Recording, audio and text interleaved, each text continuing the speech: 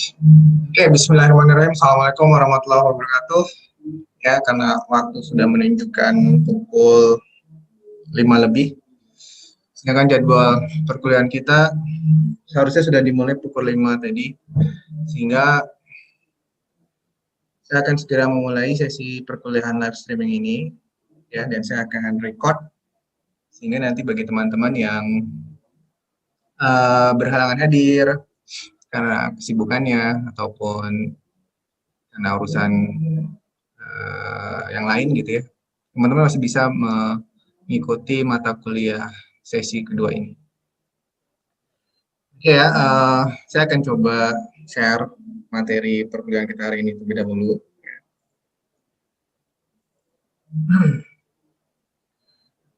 Oke, seperti yang sudah pernah saya sampaikan pada sesi kontrak perkuliahan bahwa materi setelah pengantar teknologi artificial intelligence, kita akan melanjutkan ke sesi berikutnya yaitu dengan topik representasi pengetahuan.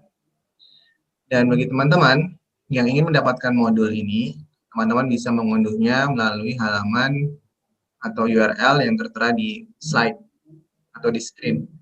Seperti yang teman-teman bisa lihat, http://bit.ly/AI_pertemuan kedua.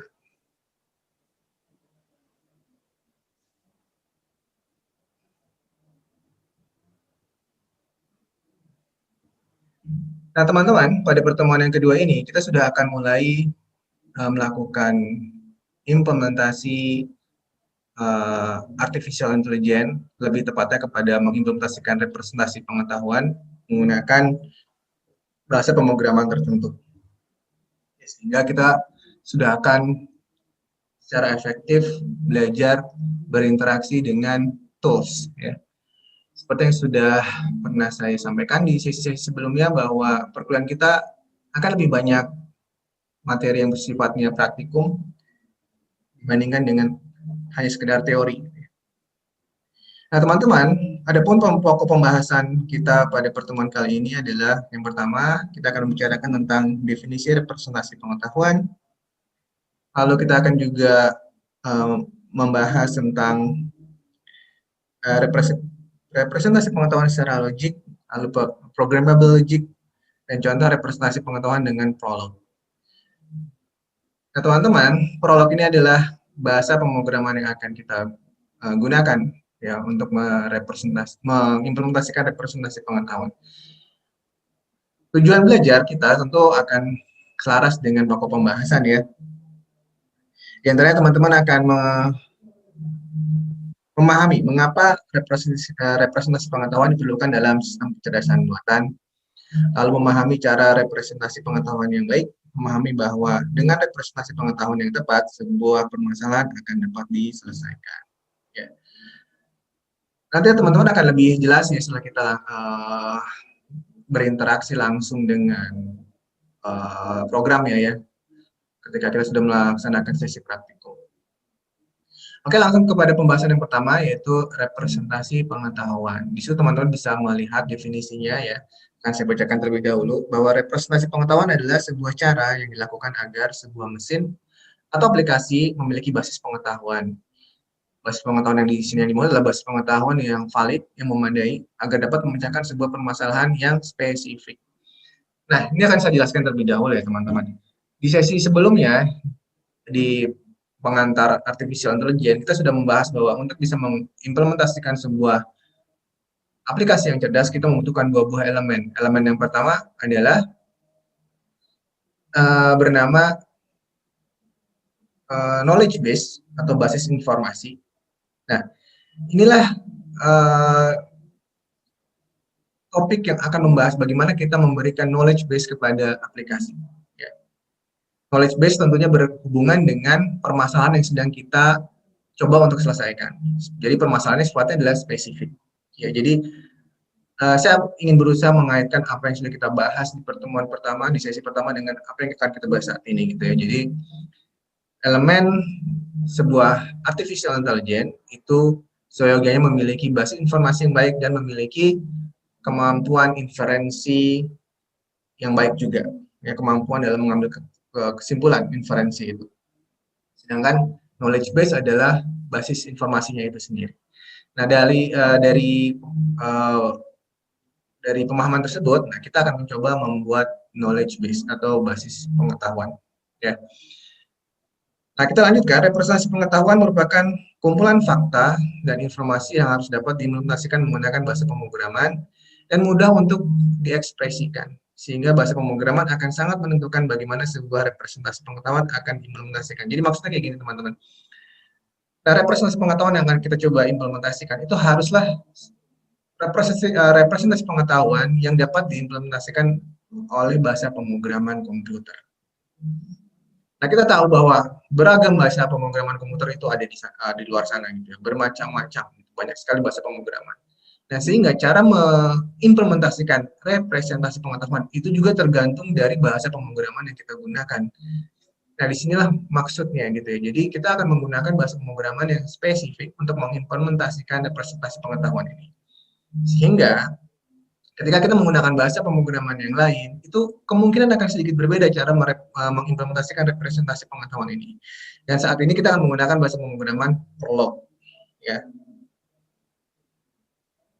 Nah, sekarang kita akan masuk ke dalam bahasa pemrograman Prolog. Itu apa ya gitu ya. Nah, ini ya. Prolog adalah bahasa pemrograman deklaratif yang digunakan untuk memudahkan kita dalam memahami dan mengimplementasikan representasi pengetahuan dalam sebuah aplikasi. Nah, teman-teman, sebelum kita mulai praktikum bagaimana cara menuliskan representasi pengetahuan menggunakan bahasa pemrograman Prolog, ada beberapa tools yang harus kita siapkan terlebih dahulu. Ya, tools yang dimaksud adalah yang pertama adalah text editor. Jadi text editor adalah sebuah aplikasi atau software yang kita gunakan untuk menuliskan kode program. Nah, di sini kita menggunakan text editor bernama Sublime. Nah, teman-teman bisa mengunduh Sublime dari alamat URL yang tertera di sini. Ya.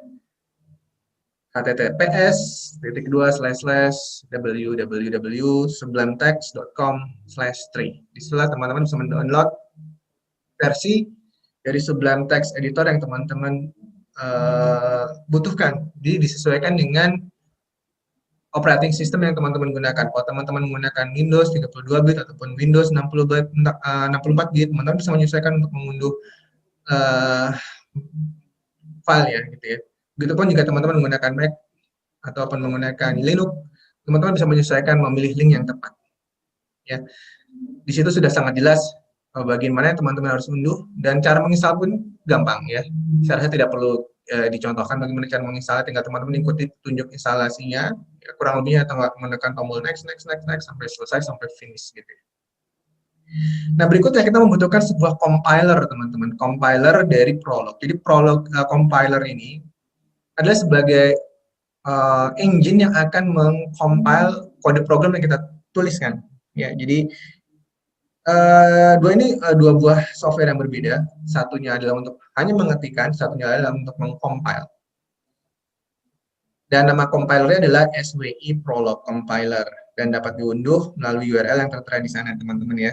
Itu juga sama, tinggal unduh lalu sesuaikan dengan operating system yang teman-teman gunakan. Lalu teman-teman tinggal menginstal dengan cara yang sangat mudah.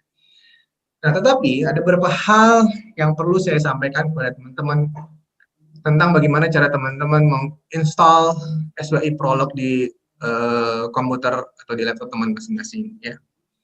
Nanti ada beberapa bagian, ada bagian yang harus teman-teman perhatikan, yaitu ketika teman-teman diminta untuk menentukan di mana lokasi instalasinya. Secara default, teman-teman akan diarahkan ke directory C ya, sistem. Namun saya simpannya di directory yang lain, yaitu D. Ya, tapi sekali lagi itu tergantung dari teman-teman mau meletakkannya di mana. Tidak ada masalah ya, dimanapun teman-teman bisa menentukannya dimanapun teman-teman ingin meletakkannya. Ya, tapi saya sarankan teman-teman mungkin lebih baik di direktori yang lain selain C, karena di dalam program di dalam direktori ini pun kita akan menyimpan file pekerjaan kita. Ya. Karena filenya ini mungkin saja nanti semakin lama semakin besar daripada harus membebani direktori sistem kita, lebih baik kita simpan di direktori yang lain. Nah, biasanya C itu direktori sistem gitu ya. Di sini saya menggunakan di directory D lalu saya siapkan sebuah folder khusus bernama SWI Prolog, sehingga saya melakukan proses instalasi pada folder tersebut. Dan teman-teman, ketika proses instalasinya sudah selesai, ya, akan tercipta folder seperti ini. Misalkan DSWI Prolog akan muncul dengan sendirinya folder tambahan hasil proses instalasi bernama SWI PL. Dan setelah itu, kita akan membutuhkan pengaturan di mana kita akan meletakkan pekerjaan-pekerjaan kita atau disebutnya working directory. Nah, di dalam folder SWI PL ini saya ciptakan sebuah working directory bernama praktikum. Sehingga nanti semua file-file yang berkenaan dengan proses praktikum kita, latihan kita akan letakkan di dalam sana. Dan ini harus benar-benar kita perhatikan ya, karena nanti ketika kita mengcompile, kita diminta untuk menentukan lokasinya. Kalau sampai salah lokasinya, itu kan terjadi error atau gagal dalam proses kompilasi. Oke teman-teman, itu beberapa hal yang cukup penting teman-teman perhatikan dalam proses instalasi SWI Prolog Compiler. Ya. Nah lalu teman-teman, sub materi berikutnya, kita akan membicarakan tentang terminologi pemrograman deklaratif, terutama pada prolog ini teman-teman. Ada beberapa terminologi yang perlu kita ketahui. Yang pertama adalah fact atau fakta, yang berikutnya adalah rules atau aturan, dan berikutnya adalah queries. Ya. Nanti kita akan jelaskan satu persatu. Yang pertama adalah fakta. Apa itu fakta? Fakta adalah sesuatu yang diketahui menjelaskan sebuah objek dan hubungan antara objek. Jadi basis informasi kan biasanya berupa fakta ya. Knowledge base itu kita akan definisikan berupa kumpulan-kumpulan fakta, informasi-informasi atau hubungan antara satu objek dengan objek yang lain. Contohnya gimana sih? Nah, sekarang saya akan mencontohkan sambil mempraktikum, sambil menunjukkan bagaimana kita bisa mempraktikannya, gitu ya. Ini akan saya stop dulu, lalu saya akan tampilkan teks editornya, ya. Ini saya stop, lalu saya akan coba tampilkan sebelum teks editornya, jadi mohon bersabar, saya siapkan terlebih dahulu, ya.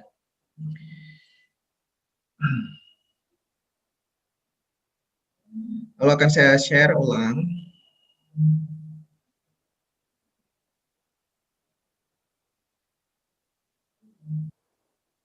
Ini adalah tampilan awal dari Sublime Text Editor kita, ya. Jadi seperti yang teman-teman bisa lihat di sini, gitu ya.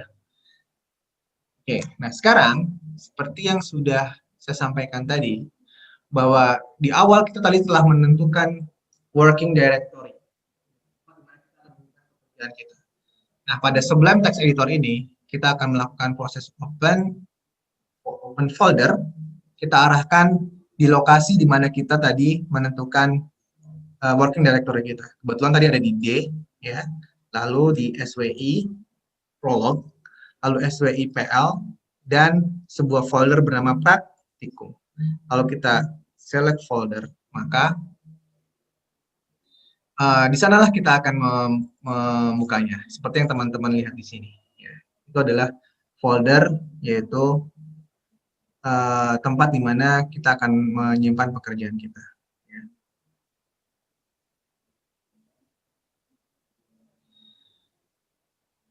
Nah, sebentar mungkin akan saya coba stop share dulu, saya siapkan foldernya ya.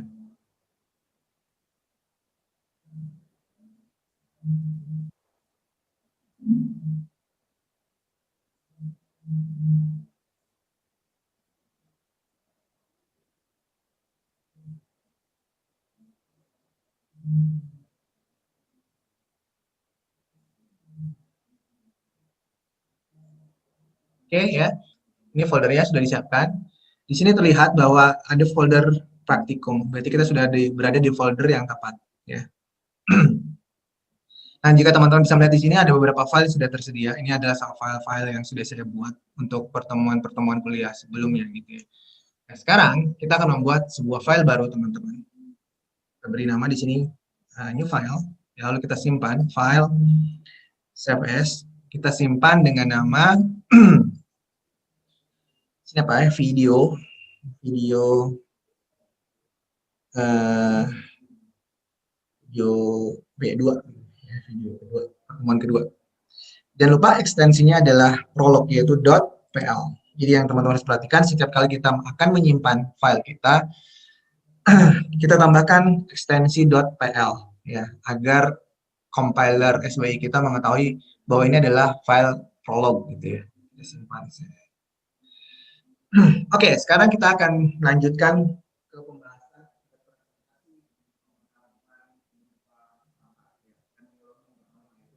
seperti yang sudah saya jelaskan tadi. Nah, teman-teman,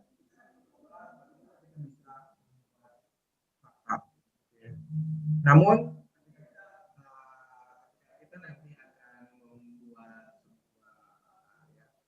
mungkin pada awalnya teman-teman akan merasa bingung gitu ya. Tetapi jangan khawatir, akan saya jelaskan tahap demi tahapannya. Jadi baris per barisnya akan saya jelaskan. Sebagai contoh, saya akan menuliskan sebuah baris seperti ini, menyukai ya. Lalu saya tambahkan sebuah parameter, di dalamnya ada dua parameter, Budi dan Wati. Budi, koma, Wati gitu ya. Nah, jangan lupa tambahkan tanda titik di sini. Oke, kita akan jelaskan dulu arti dari baris yang kita ketikkan di sini ya. Nah, menyukai ini disebutnya sebagai bisa kita katakan sebagai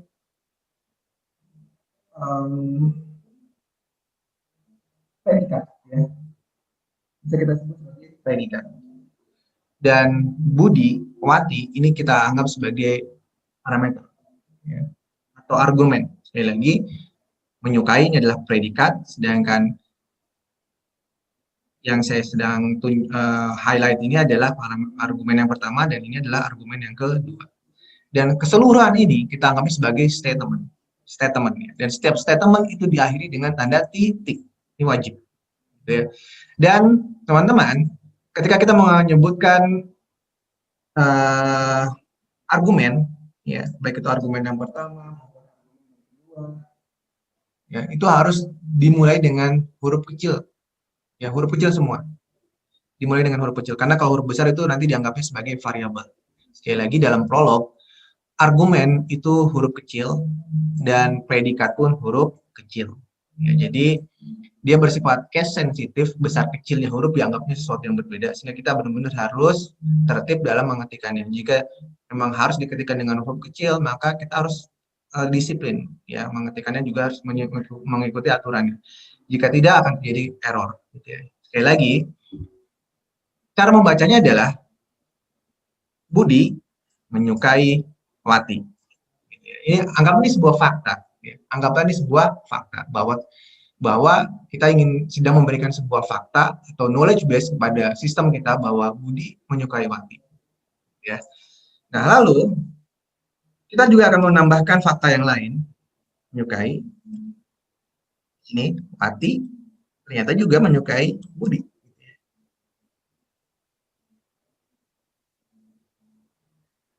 Nah, kita tambah lagi teman-teman. Fakta yang ketiga. Ada seorang bernama Anwar.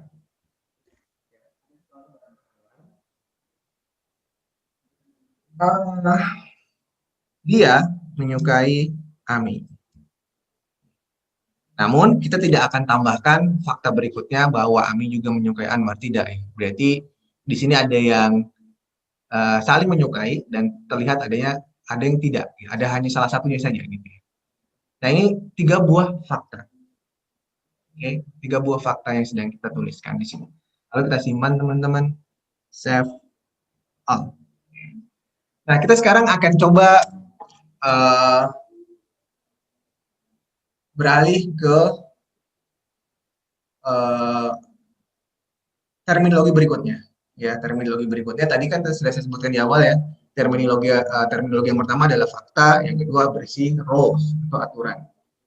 Nah, kita jelaskan dulu rules itu apa ya. Rules itu adalah aturan dalam sebuah representasi pengetahuan ya akan dinotasikan menerapkan operator dengan simbol sebagai berikut. Jadi rules itu memiliki simbol-simbol ya teman-teman ya, memiliki simbol-simbolnya. Simbol saya ketikkan di sini aja ya, dan nggak bolak-balik share screen gitu ya. Saya akan tuliskan di sini. Simbol-simbol yang dimaksud teman-teman yaitu ada simbol bernama N ya, ditandai dengan huruf titik gitu ya, huruf titik. Jadi N itu simbolnya titik, dan ada lagi OR, if ya, berikutnya if itu simbolnya adalah titik 2 minus, titik 2 minus, dan simbol berikutnya ini saya kasih koma ya, bukan koma ya. Oke, berikutnya OR, simbol OR itu adalah titik koma, dan yang terakhir adalah not. Not itu simbolnya adalah not juga, tapi huruf kecil seperti ini. Ya. Oke, mungkin teman-teman agak sedikit begini, maksudnya buat apa sih gitu ya. Nah, biarkan aja dulu, nanti teman-teman akan mengetahui ketika sudah contohnya selesai disampaikan. Jadi, anggaplah kita sudah mendefinisikan fakta, lalu kita akan mendefinisikan aturan. Nah, untuk mendefinisikan aturan, kita perlu memahami operator dalam mendefinisikan aturan. Operator dalam aturan itu ada 4, and, if, or, dan not. And itu kita nanti ubah dengan simbol titik, if itu kita ganti dengan simbol titik 2 minus, ya, or itu kita ganti dengan titik koma, dan not kita ganti juga dengan not. Ya. Sebagai contoh nih teman-teman, kita akan mendefinisikan aturan. Ya. Kita akan membuat menikah, gitu ya. Predikat menikah.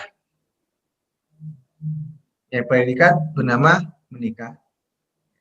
Lalu kita buat aturan ya. X, Y.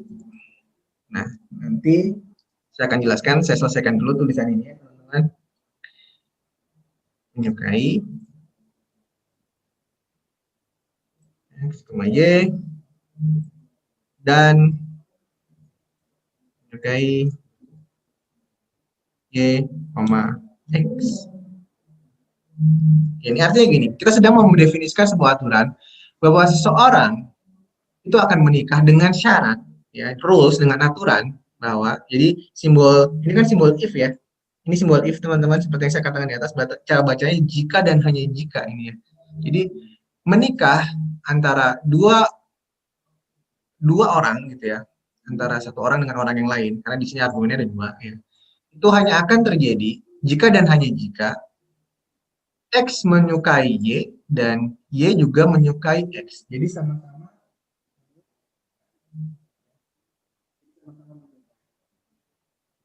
Ini harus ada tanda titiknya ya. Jadi kita sedang mendefinisikan aturan yang pertama. Seorang akan menikah, X akan menikah dengan Y apabila X menyukai Y dan Y juga menyukai X. Jadi saling menyukai. Nah, kita bisa melihat fakta yang ada di atas. Tidak semuanya saling menyukai. Contohnya yang kedua ini, Anwar menyukai Amir, tapi tidak begitu, tidak sebaliknya. Ya, berbeda dengan yang contoh dua di atasnya. Budi menyukai Wati, begitupun sebaliknya, Wati juga menyukai Budi. Gitu ya. Nah, sehingga dengan adanya rules ini, kita bisa beranggapan bahwa Anwar dan Ami ya tidak akan menikah, sedangkan Budi dan Wati akan menikah. Gitu. Jadi ini adalah bisa kita anggap dalam elemen kecerdasan buatan itu sebagai inference engine. Jadi motor inferensi yang akan mengambil sebuah kesimpulan. Ya. Jadi dalam sebuah aplikasi AI elemennya ada elemen berupa fakta atau knowledge base, dan ada elemen berupa inference engine ya, atau motor inferensi. Nah, motor inferensi itu kalau dalam bahasa Prolog itu diterjemahkan dengan rules, Sedangkan representasi pengetahuan diterjemahkan dengan fakta. Itu hubungannya dengan apa yang kita pelajari di pertemuan yang pertama. Nah, lalu teman-teman, ini kita simpan. Kita akan mencoba melakukan proses yang berikutnya, terminologi yang berikutnya disebut queries. Yang tadi ada 3 kan terminologi, ada fakta, ada rules, dan ada query. Dan query ini adalah output, teman-teman. Output yang akan dihasilkan, kemampuan dari sistem ini mengambil sebuah kesimpulan. Jadi misalkan kita tanya, apakah Budi dan Wati akan menikah? Dia harus bisa jawab ya. Ya, karena berdasarkan rules-nya, mereka saling menyukai. X menyukai Y dan Y menyukai X. Walaupun di sini tidak secara eksplisit dikatakan bahwa ini adalah Budi, ini adalah Wati. Gitu. Ya, karena ternyata ada orang yang lain, ada Anwar dan Ami. Gitu. Tapi dia akan bisa mengerti bahwa yang akan menikah adalah Budi dan Wati. Mari kita coba ya. Nah, bagaimana cara mencobanya? Nah, disinilah kita akan menggunakan SWI Prolog Compiler. Ya, jadi Sublime ini adalah tempat di mana kita mengetikkan kode program. Ya, teman-teman, sekali lagi, ini hanya digunakan untuk mengetikkan kode program. Sedangkan untuk mengcompile hasil ketikan kita ini, kita membutuhkan SWI Prolog. Ya. Jadi saya akan melakukan stop share dulu, atau nanti akan saya stop share Sublime Text ini, lalu saya akan pindah ke SWI Prolog-nya. Ya, jadi akan memang agak sulit ya mendemokan praktikum menggunakan Zoom ini ya, karena harus share screen, ganti share screen ini gitu. Tapi nanti saya akan juga coba untuk membuat videonya yang tidak perlu share screen gitu. Jadi teman-teman bisa melihatnya dengan utuh ya.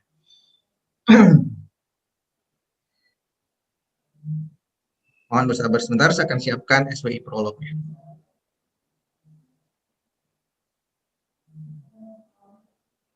Ya, lalu saya akan share screen. Ini akan saya stop. Saya akan berpindah men-share screen SWI Prolog-nya.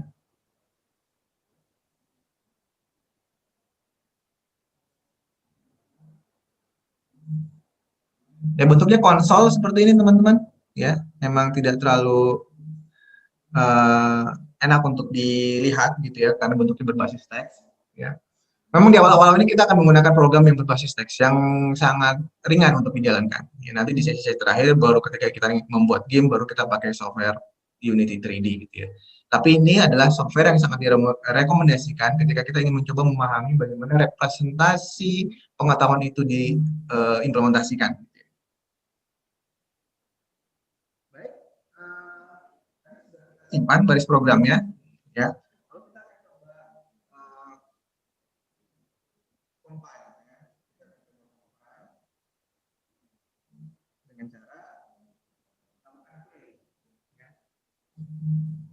Seperti yang saya ketikkan seperti ini.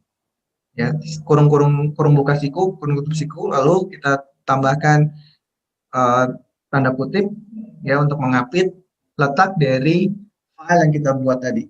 Di mana letaknya ada di directory D ya. Lalu kita tentukan foldernya yaitu SWI underscore prolog gitu. Lalu SWI PL, lalu teman-teman masih ingat tadi nama folder kita adalah praktikum gitu ya, dan nama file kita adalah video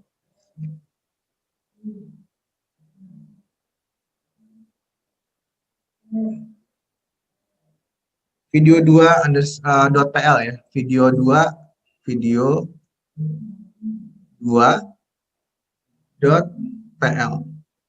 ya. Sekarang kita tambahkan tanda titik, kalau kita enter, oke. Nah, di situ ada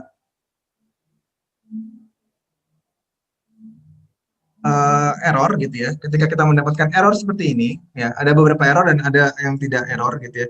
Ketika kita mendapatkan error seperti ini, teman-teman, Kita bisa melihat ya bahwa di line 2, line 5 ya, di line 5 ada syntax error. Nah, mari kita lihat syntax errornya di mana.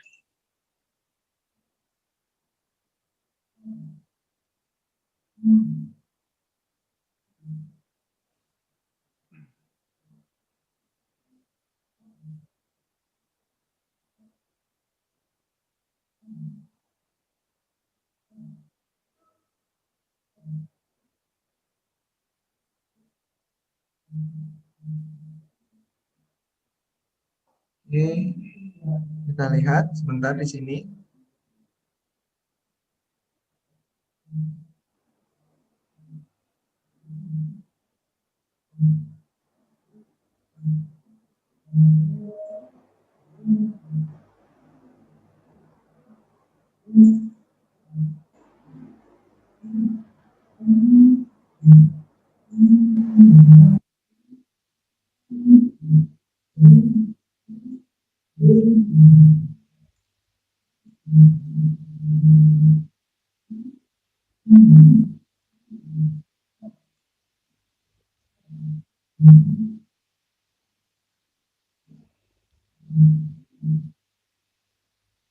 Oke, kalau kita coba compile ulang.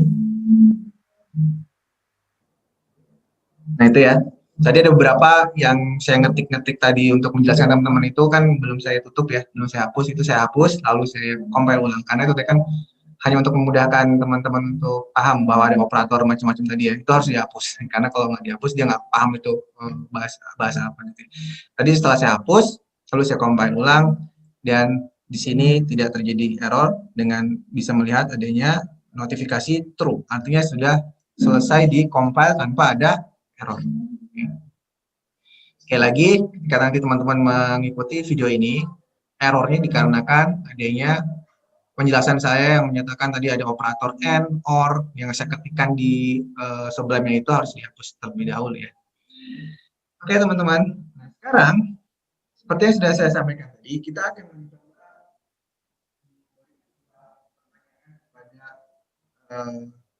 di dalam queries. Jadi queries adalah terminologi berikutnya yang akan kita gunakan untuk menguji apakah sistem sudah dapat mengambil kesimpulan dengan benar atau tidak. Nah, mari kita lakukan.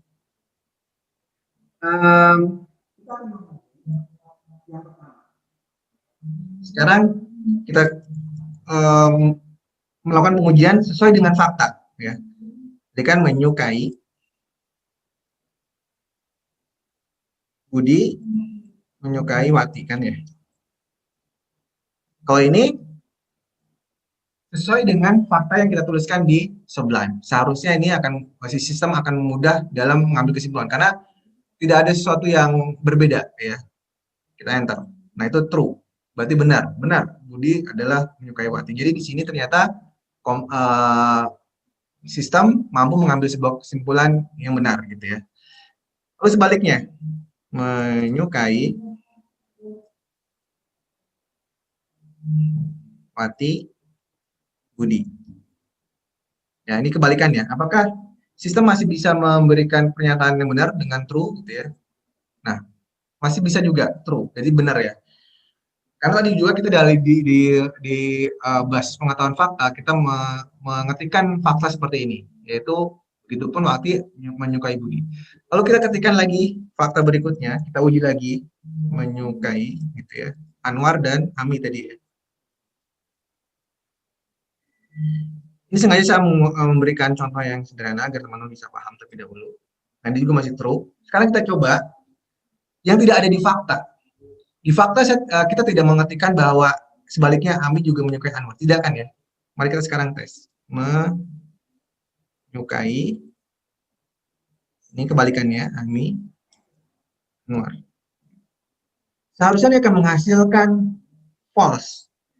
Karena kita tidak pernah menuliskan fakta atau menuliskan basis pengetahuan pada sistem bahwa Ami menyukai Anwar.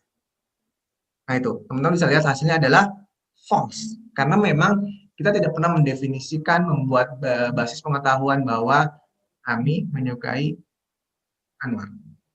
Nah kalau ini masih pengujian ini masih mudah sifatnya karena kita hanya menyesuaikan dengan fakta. Tetapi bagaimana jika kita menyesuaikannya dengan rules? Apakah rules di sini juga mampu dipahami dengan benar oleh sistem atau tidak?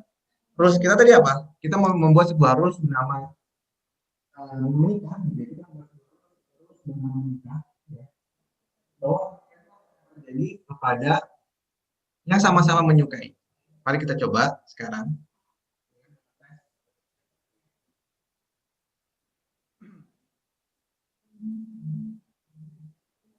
Ketikkan di sini menikah. Nah, pertama kita akan tes Budi, Wati. Harusnya ini bernilai true, ya. Walaupun di fakta kita tidak pernah menulis menikah Budi dengan Wati, Budi menikahi Wati, ya, tetapi kita definisikannya di rules bahwa menikah antara X dan Y itu akan terjadi ketika X menyukai Y dan Y juga menyukai X, gitu ya. Ini kita enter true, teman-teman. Berarti di sini si sistem sudah cukup pandai dalam mengambil sebuah kesimpulan bahwa ya Budi akan menikah dengan Wati karena mereka saling menyukai, gitu ya. Nah, sekarang kita coba bagaimana kalau kita cobanya dengan menikah Anwar dan Ami, gitu ya.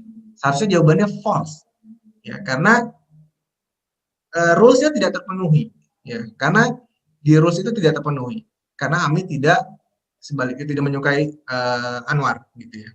Mari kita coba menikah Anwar,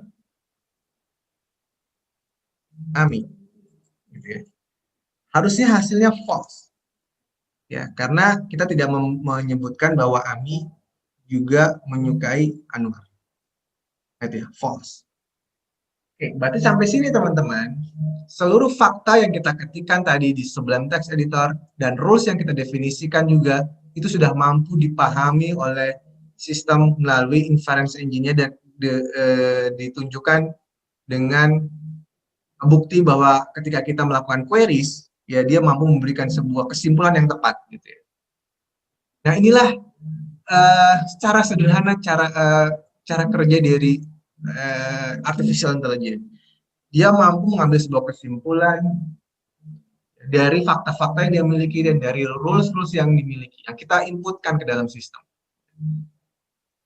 Walaupun nanti ketika kita ingin membuat program yang lebih kompleks seperti game, ya tidak akan sesimpel ini. Ya, ini hanya program berbasis teks yang akan memudahkan kita dalam memahami representasi pengetahuan. Ya. Karena kalau langsung menunjukkannya di software yang berat, gitu ya, dan menggunakan game, itu akan menjadi lebih kompleks sehingga teman-teman hal-hal yang dasar kurang bisa memahami. Jadi sifatnya ini bertahap. Kita memahami dulu dengan contoh-contoh kasus yang sederhana. Ya. Oke, nah setelah kita bisa pengetahuan secara sederhana,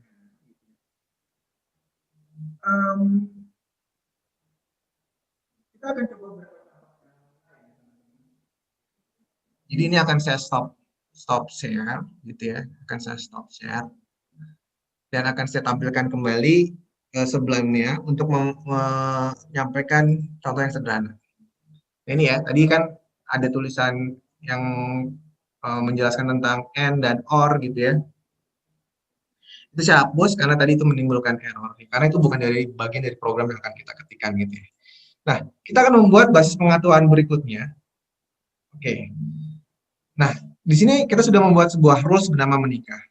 Ya, menikah. Syarat menikah adalah kedua buah atribut harus saling menyukai.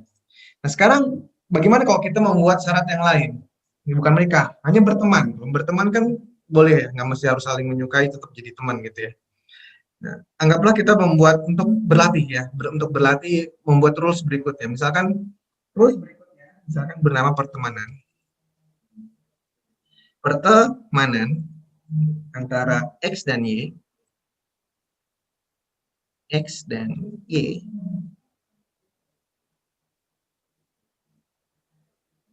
hanya terjadi jika dan hanya jika, ya, di sini tetap menyukai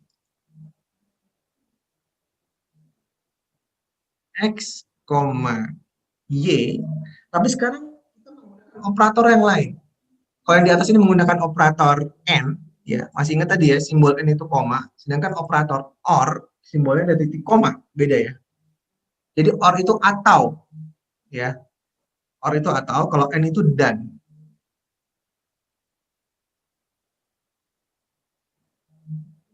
Kalau dan itu dua-duanya harus terpenuhi, sedangkan kalau atau itu salah satu saja. Jadi pertemanan itu bisa terjadi syaratnya asal salah satunya ada yang menyukai. Karena ini or bukan n. Kalau n itu dua-duanya harus terpenuhi. Kayak ini, dua-duanya harus terpenuhi. Budi menyukai Wati, begitupun Wati menyukai Budi. Dua-duanya harus. Tapi kalau or atau ya salah satunya terpenuhi saja, maka dianggapnya pertemanan. Nah, itu bisa dipahami ya. Nah, mari kita simpan, file, save, all, lalu kita compile ulang. Ini saya stop share lagi ya, jadi memang ribet banget nih. Saya stop share lagi, lalu saya share lagi ke SWI compilernya.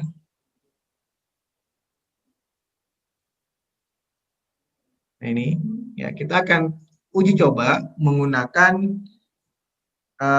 tadi pertemanan ya. Tapi sebelumnya kita harus compile ulang teman-teman. Begitu kita melakukan proses edit, ya, maka kita harus compile ulang. Karena kalau nggak di-compile ulang, maka apa yang kita edit itu tidak akan berlaku. Ini sudah kita compile ulang ya.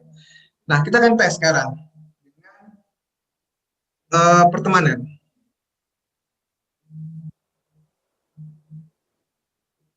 Dengan pertemanan. Kita akan coba. Kalau tadi kan menikah Anwar antara Ami itu tidak terjadi, makanya false. Tapi kalau pertemanan harusnya tetap terjadi ya. Karena or bukan menggunakan m. Anwar Ami.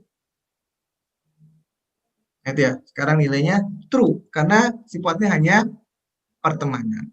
Pertemanan itu akan terjadi ya, pertemanan itu akan terjadi asalkan salah satunya saja ada yang menyukai. Tidak mesti harus saling dua-duanya gitu ya.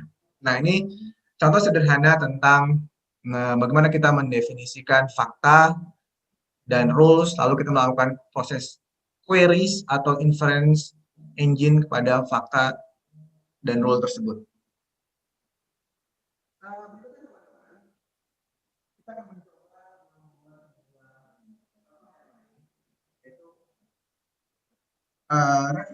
Representasi pengetahuan atau fakta ya yang melibatkan variabel ya, yang melibatkan variabel.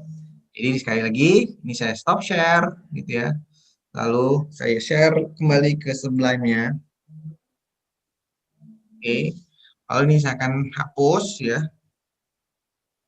Kita akan hapus lalu kita akan buat representasi pengetahuan atau fakta penjualan ya, penjualan ini. Jadi predikatnya adalah penjualan. Di sini adalah nama kota Cirebon. Lalu di sini adalah akhir tahun. Nanti saya jelaskan apa maksudnya. Lalu tinggi. Ini cara bacanya gini teman-teman. Penjualan di kota Cirebon pada akhir tahun itu tinggi. Ya. Penjualan apa di sini bisa bermacam-macam, anggaplah produk ABC gitu ya. Kita menjual produk ABC di kota Cirebon. Kalau akhir tahun itu biasanya penjualannya tinggi, gitu ya. Ini faktanya. Kalau kita buatkan fakta yang lain, penjualan di Cirebon lagi masih ya. Di sini pas event Lebaran, ya juga tinggi, ya. Nah lalu kita tambahkan lagi penjualan. Sekarang di kota yang lain, misalkan Tegal, ya. Tegal di event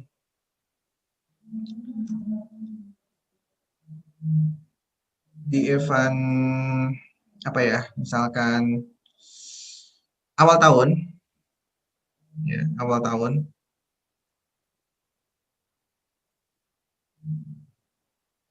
sorry, awal tahun itu sedang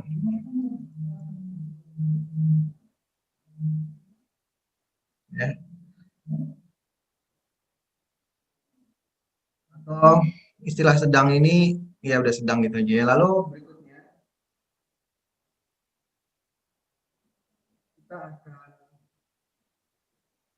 menuliskan kembali yang penjualannya, misalkan apa ya di sini, Kudus misalkan ya. Kota Kudus pada awal tahun itu penjualannya rendah. Oke, nah kita cukupkan di sini ya. Jadi kita mendefinisikan beberapa fakta. Penjualan di Cirebon setiap akhir tahun itu biasanya tinggi. Penjualan di Cirebon juga setiap Lebaran biasanya tinggi.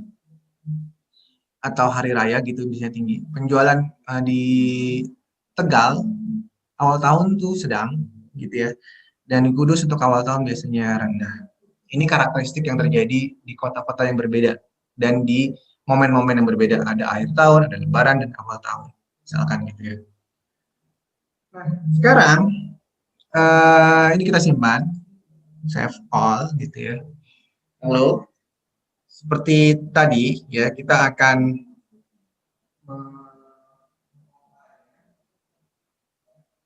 compile-nya. Saya stop share ya, saya stop share. Lalu saya akan share lagi ke sini gitu ya. Lalu saya akan compile ulang. Karena tadi sudah diedit gitu ya. Compile ulang dan sudah true. Lalu kita akan mencoba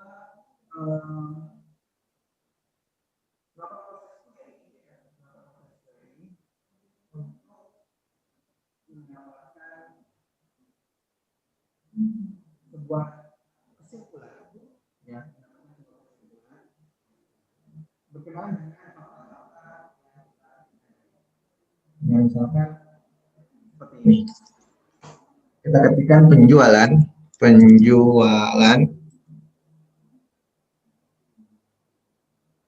lalu di sini kota, ya. Saya tidak menuliskan nama kota, ya. Full koma, lalu underscore, lagi tinggi, ya. Nah ini maksudnya seperti ini teman-teman. Ini ada sedikit berbeda, ya. Di sini ketika kita menggunakan huruf besar kota, maka kotanya dianggapnya adalah variabel, bukan argumen, bukan atribut. Sehingga maksudnya pertanyaan ini adalah kota apa saja sih yang memiliki penjualan yang paling tinggi gitu. Kita sedang bertanya ke sistem. Oke, berdasarkan basis informasi yang sudah kita ketikkan, mampu nggak sistem ini menjawab kota apa saja yang memiliki penjualan yang tinggi? Gitu. Maksudnya seperti itu. Tanpa kita harus mengetikkannya dengan, jadi mengetikkannya dengan secara jelas gitu ya. Karena di parameter yang kedua ini, teman-teman bisa lihat parameter keduanya kita beri underscore. Artinya kita nggak peduli eventnya apa gitu ya. Ya, kita nggak terlalu peduli eventnya apa. Semua event artinya kalau underscore itu. Ya. Semua event yang menghasilkan penjualan yang tinggi di semua kota. Oke, kita enter. Nah, itu jawabannya adalah Cirebon, itu tadi tinggi. Lalu Cirebon lagi, ya.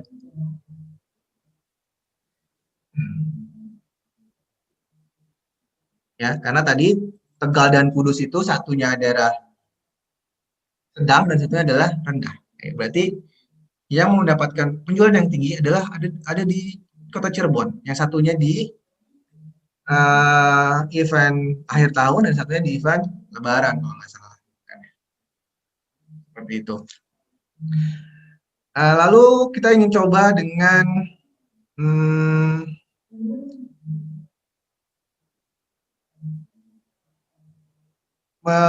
mencari yang rendah misalkan ya.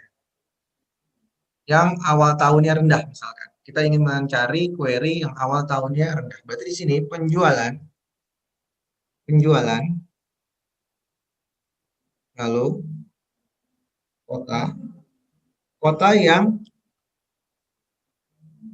awal tahunnya itu rendah.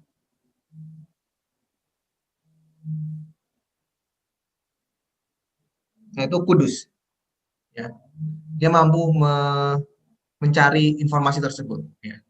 Nah, inilah beberapa teknik teman-teman bagaimana kita bisa menuliskan basis representasi pengetahuan, lalu rules, dan juga melakukan query atau inference engine pada fakta-fakta dan aturan yang sudah kita definisikan. Nah, mungkin itu ya teman-teman yang saya sampaikan dalam pertemuan ini. Sebelum saya akhiri, saya akan jelaskan dulu apa yang harus teman-teman lakukan dalam tugas berikutnya, ya.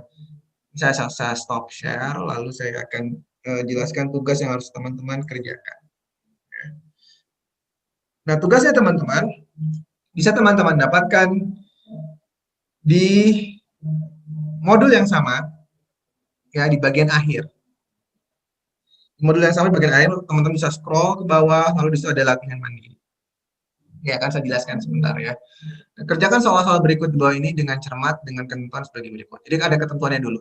Nah, kerjakan dengan melakukan praktikum terlebih dahulu menggunakan SWI Prolog. Jadi teman-teman mengerjakannya ini jangan mengira-ngira, ya, tapi teman-teman juga harus sambil melakukan praktikum menggunakan SWI Prolog dan text editor Sublime ataupun text editor yang lain. Oke, ya, teman-teman harus melakukan, jangan menjawab pelatihan ini tanpa melakukan praktikum. Ya, karena belum tentu apa yang teman-teman ketikkan itu benar kalau nggak langsung kamu nggak diuji dengan compiler SWI Prolognya. Nah, setelah teman-teman mengerjakan, ya, bagaimana cara mengumpulkannya? Teman-teman masih mengirim ke email saya, yaitu radit_danar@yahoo.com. Nah, lalu ketika teman-teman menulis email, ya, di bagian kontennya teman-teman harus tuliskan seperti ini, teman-teman. Ya, jadi bukan hanya meng-attach file, tapi di dalamnya harus ada kontennya. Karena berapa email yang teman-teman kirimkan kemarin, itu ada yang dianggap spam, karena tidak ada kontennya. Walaupun teman-teman memiliki file, tetapi karena tidak ada kontennya, itu masuknya ke folder spam saya, bukan ke inbox. Ya, sehingga harus saya cari juga ke spamnya, gitu ya. Jadi alangkah baiknya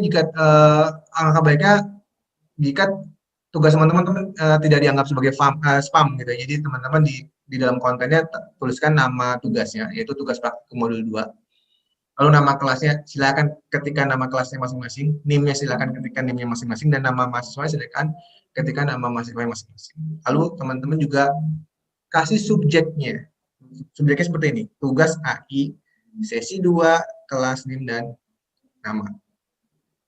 Lalu file attachment-nya adalah file attachment yang diketik menggunakan Microsoft Word, berisi hasil screenshot proses compile dan queries, SWI Prolog, dan fakta, dan raw text editor Sublime. Jadi yang teman-teman harus ketikkan nanti di Microsoft Word itu adalah screenshot ketika teman-teman melakukan proses praktikum di Prolog, gitu, atau mengetikkan kode programnya tadi, fakta-fakta dan rulesnya di Sublime. Jadi di capture, masukkan ke Microsoft Word. Ya, lalu hasilnya itu yang dikirimkan ke email. Lalu tugas ini teman-teman selesaikan dalam waktu 1 minggu. Ya, sejak tugas ini diberikan. Oke, nah apa sih soalnya? Nah, ada 2 buah soal, sedikit aja soalnya. Soal yang pertama adalah, perhatikan di sini. Kerjakan soal berikut dengan cermat menggunakan aplikasi SWI Prolog. Teman-teman tuliskan dulu fakta yang pertama. Ya. Faktanya adalah seperti ini. Goku adalah ayah dari Gohan. Teman-teman ketikkan seperti itu. Lalu Cici adalah ibu dari Gohan. Lalu tambahkan sebuah rules agar proses query berikut ini bernilai true. Jadi ketika teman-teman melakukan proses query kawin Cici dan Goku harus bernilai true. Juga ketika teman-teman melakukan query kawin Goku dan Cici harus bernilai true. Artinya untuk bisa menghasilkan query yang benar seperti ini, ya, apa yang harus teman-teman tambahkan pada rules-nya? Lihat contoh tadi. Di rules saya menambahkan di contoh tadi, ya, menambahkan rules menikah itu seperti apa? Rules menikah adalah jika dan hanya jika X menyukai Y dan juga sebaliknya Y menyukai X. Nah, sama di sini. Kawin itu rules-nya gimana? Teman-teman harus tentukan, ya. Di sini juga harus bisa bernilai true dua-duanya, ya, baik Cici duluan maupun Goku duluan, ya. Itu soal yang pertama. Lalu soal yang kedua, kerjakan soal berikut ini dengan cermat menggunakan aplikasi SWI Prolog. Perhatikan fakta berikut ini. Nah, sekarang faktanya adalah ayah Bardock adalah ayah dari Goku, dan Goku adalah ayah dari Gohan. Nah, lalu teman-teman tambahkan sebuah rules agar proses query berikut ini bernilai true. Jadi Gohan adalah cucu dari Bardock. Rules apa yang teman-teman perlu tambahkan agar ketika teman-teman melakukan proses query Gohan adalah cucu dari Bardock bernilai true. Karena rulesnya belum saya tambahin di sini, belum ada rulesnya.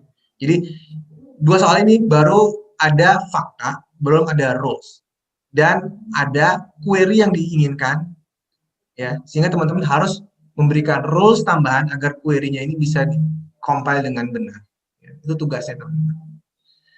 Oke, mudah-mudahan teman-teman bisa pahami tugas ini. Berikutnya sebelum saya akhiri, saya akan berikan kesempatan pada teman-teman untuk bertanya. Oke, silakan teman-teman memberikan pertanyaan.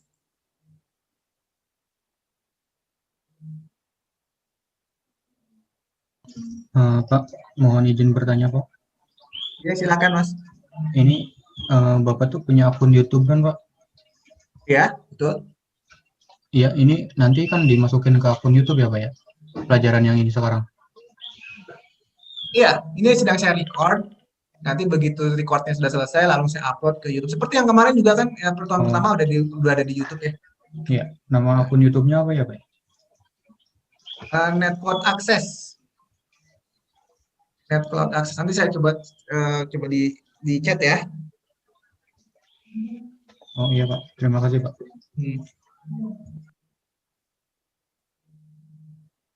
Nah, itu ya.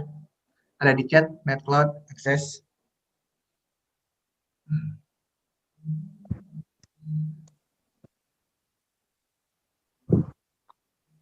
Oke, ada lagi yang ingin ditanyakan tentang materi ataupun tugasnya? Silahkan.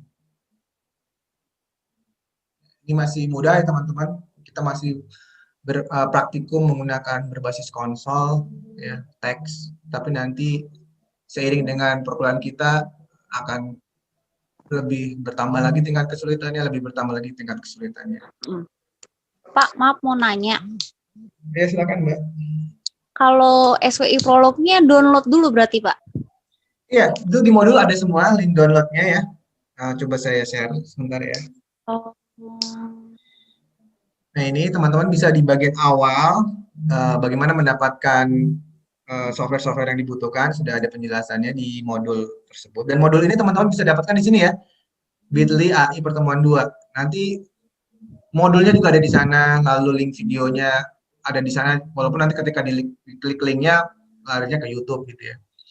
Tapi teman-teman biar nggak repot nyarinya, teman-teman bisa menggunakan satu URL ini, http://bit.ly AI pertemuan 2. Semua bahan ajar pertemuan kedua ada di sana. Kalau ingin teman-teman mendapatkan bahan ajar yang pertama, berarti AI pertemuan 1. Ya. Nah, lalu di sini sudah ada penjelasannya. Untuk mendapatkan Sublime Text Editor, teman-teman unduh di alamat URL ini. Dan untuk mendapatkan SWI Prolog, teman-teman unduh di alamat ini.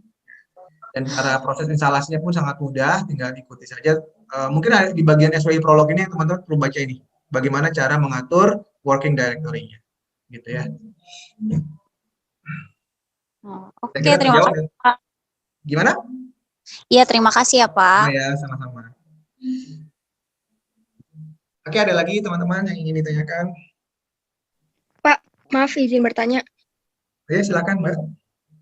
Kalau misalkan belum terlalu paham, terus mau ngerjainnya bareng-bareng, itu boleh, Pak, atau gimana? Boleh, silakan. Bagus sekali, nggak apa-apa ya. Untuk awal-awal ini saya nggak terlalu gimana-gimana juga, teman-teman.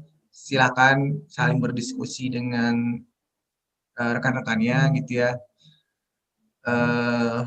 Ataupun kalau teman-teman mendapatkan kesulitan, boleh ke grup bertanya, mungkin saya nanti bisa memberikan clue-clue gitu ya, asal yang ditanyakan bukan soalnya gitu ya. Tapi misalkan teman-teman ada kesulitan, nanti mungkin bisa diskusi bersama juga dengan saya gitu di grup. Nah, beberapa hari ini saya 2 harian ini saya tidak merespon ya, teman-teman mungkin ada yang japri, ada yang ke grup karena baru tadi malam saya agak mendingan baru sehingga bisa beraktivitas kembali. Di beberapa hari ini saya memang agak kurang enak badan gitu ya. Tapi insya Allah lah mulai besok saya bisa coba respon apa yang teman-teman tanyakan melalui japri maupun grup gitu ya. Oke, mungkin itu ya. Silakan bekerja sama dengan teman-temannya, selama mungkin kerjasamanya jangan asal cuma nyontek gitu, tapi saling bertukar pikiran. Itu saya rasa lebih bagus gitu ya. Nggak apa-apa kok. Silakan. Iya Pak, terima kasih. Sama-sama. Oke, ada lagi ya teman-teman yang ingin bertanya? Pak, kalau untuk tugas yang pertama kan itu sampai hari Jumat ya Pak? Ya, karena kemarin terakhir Jumat ya. Iya Pak, soalnya ini kan jadi jadwalnya dirubah gitu tuh Pak, jadi dipercepat. Ya nggak apa. Saya, Nggak apa-apa saya Pak. kasih waktu seminggu, tugas yang pertama teman-teman selesaikan deadline hari Jumat, dan yang hari ini juga hari Selasa. Cuma kan berarti ada irisan gitu ya, di mana-mana di hari-hari, ada hari-hari di mana-mana, di mana teman-teman kerjainnya 2 tugas sekaligus gitu kan. Iya, Mak. Iya. Baik, Pak. Apalagi yang bekerja ya Pak, bingung. Ya, ini yang ngatur jadwal bukan saya, Mas. Iya. Ya udah Pak, terima kasih ya Pak. Oke. Yang penting masih ada spare waktu lah Pak. Ya, silakan. Saya selalu memberikan minimal waktu pengerjaan tugas itu minimal seminggu. Dan untuk Berarti tugas-tugas untuk, yang saya anggap cukup berat ya mungkin nanti 2 minggu atau 3 minggu ya. berarti untuk tugas yang kedua ini nih Pak, sampai dengan hari apa Pak? Asak. Selasa lagi ya Pak? Asa lagi. Oke, baik Pak. Terima kasih Pak. Sama-sama. Oke, gimana? Ada yang ingin tanyakan lagi? Mungkin cukup ya? Izin bertanya, Pak. Oh ya, silakan. Oke. Ini tuh harus menggunakan laptop ya, Pak? Laptop atau komputer, silakan. Karena harus iya. harus install SWI Prolog kan dan text editornya itu. Oh iya. Terima kasih, Pak. Iya, sama-sama. Ya mungkin gini ya teman-teman, saya bisa cukup maklum apabila mungkin di antara teman-teman di awal-awal pertemuan kita kuliah ada yang belum siap dengan sarana dan prasarananya, misalkan belum punya laptop ataupun belum punya komputer. Tetapi yang saya juga ingin teman-teman maklum bahwa teman-teman itu butuh sarana dan prasarana tersebut untuk bisa memahami apa yang teman-teman dapatkan di perkuliahan. Dan karena teman-teman itu kuliahnya di informatika, maka ya teman-teman harus berlatih, terutama mata kuliah ini ya teman-teman. Dan pemrograman, segala pemrograman itu kompetensinya bisa dicapai ketika teman berlatih. Tetapi saya sangat-sangat memohon pada teman-teman untuk bisa yang ya pinjam ke temannya atau tadi bekerja secara berkelompok. Itu saya rasa solusi yang paling baik ketika teman-teman belum bisa menyediakan sarana atau praktikumnya secara mandiri gitu, bisa berkelompok. Ya. Jadi saya harap tolong jangan dijadikan sebagai apa nih ya, hambatan lah ya. Teman-teman harus tetap semangat untuk bisa belajar. Rasa itu sih. Gimana, ada lagi yang ingin ditanyakan? Cukup mungkin ya, karena juga waktunya sudah jam 6:30. Mungkin teman-teman juga ada yang harus segera siap-siap sembahyang maghrib ya, saya juga perlu sembahyang maghrib. Jadi mungkin saya tutup sesi kali ini. Nanti mungkin 1 jam kemudian atau setengah jam kemudian teman-teman bisa mendapatkan video link dari hasil record ini gitu ya. Baik teman-teman, mungkin itu yang bisa saya sampaikan dalam pertemuan kali ini. Ya, mohon maaf apabila ada hal-hal yang kurang berkenan. Terima kasih atas perhatiannya. Sampai jumpa di kesempatan yang akan datang. Ya, insya Allah. Assalamualaikum warahmatullahi wabarakatuh. Waalaikumsalam warahmatullahi wabarakatuh.